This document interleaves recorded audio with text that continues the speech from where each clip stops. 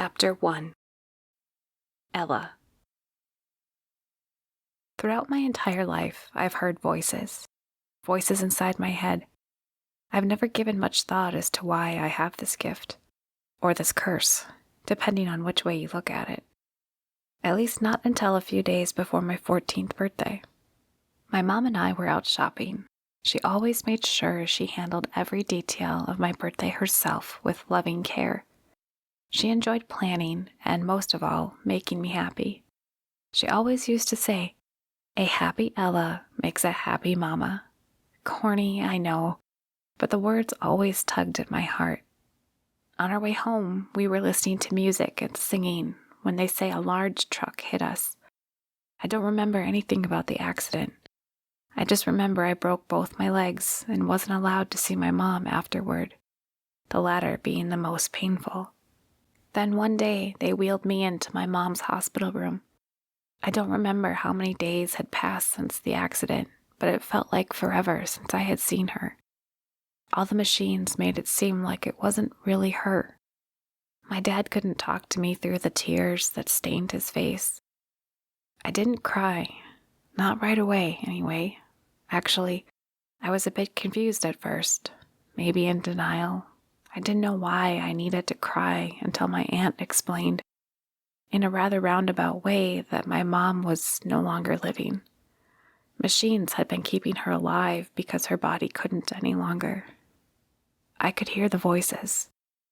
The sad voice of my dad murmuring, "I love you," and "Don't leave me," through incoherent sobs.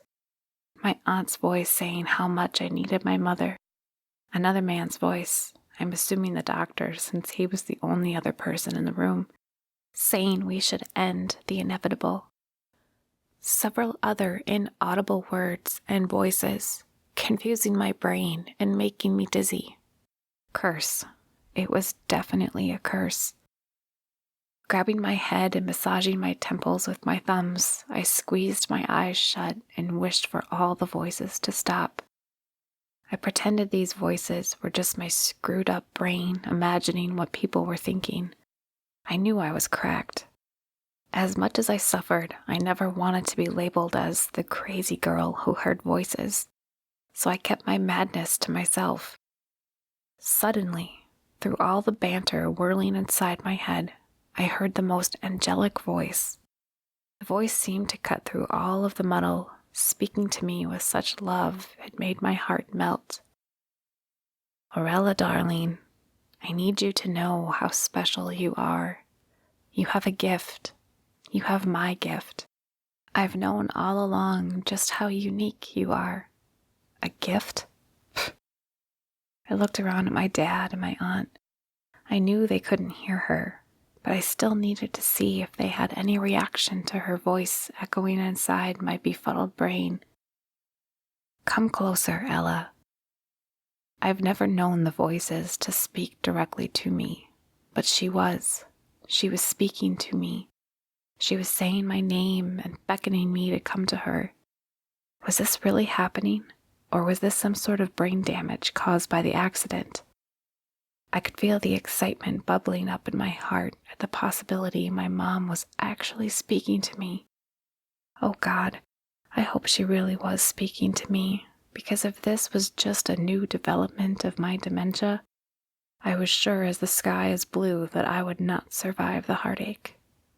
To avoid odd stares from my other family members, I tried my darndest to keep my emotions in check. Face like steel, Ella.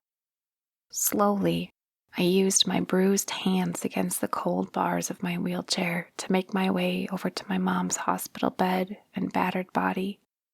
My aunt tried to help me, but I dismissed her with a wave and a small smile. Gently, I placed my fingers on top of my mom's limp hand.